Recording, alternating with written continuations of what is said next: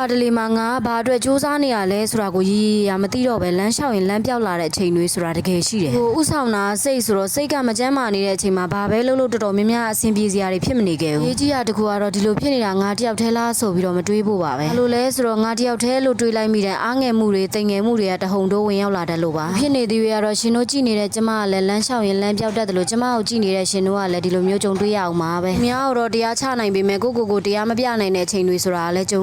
ရအောင်ပါသူဘယောကမပါပဲကိုလိုချင်မှုနောက်ကိုမဟာရရလိုက်ပြီးကိုဘွားကိုမကြည်နဲ့တဲ့အချိန်တွေကလည်းရှိနေတော့မယ်ကိုရရဘလောက်ပဲနေမအိမ်ညမအိမ်ထမင်းမေဟင်းမေစူးစမ်းနေပါစေအောင်တော့ပေါ်တန်အပြစ်တင်လိုက်တဲ့စကလုံးလေးတစ်လုံးနဲ့တင်ကိုစူးစမ်းမှုတွေကဘာမှအတိတ်ပဲမရှိတော့သလိုခံစားရတာမျိုးခါလေကြတော့လည်းပြောစရာဆိုတာဘာမှန်းတောင်မသိတော့ပဲနဲ့ကိုဘွားရဲ့တက်တန်တွေကိုအရင်ပြုပြီးစူးစမ်းရတာပြန်ရတဲ့ရလက်နဲ့တန်ရလားလို့တောင်းတွေးမိလာတယ်။များတော့ပြောကြပါတဲ့အဆိုးဆုံးတွေကြုံတွေ့ပြီးမှပဲကြန့်ခိုင်လာမှာတဲ့။တော့မပြတာပဲရှိတယ်ကြန့်ခိုင်နဲ့ဆင်းမြောက်ခင်မှာခံစားရတာတော့အလူလူလဲဆိုတာကြုံဘူးတဲ့လူတွေပဲသိမှာ။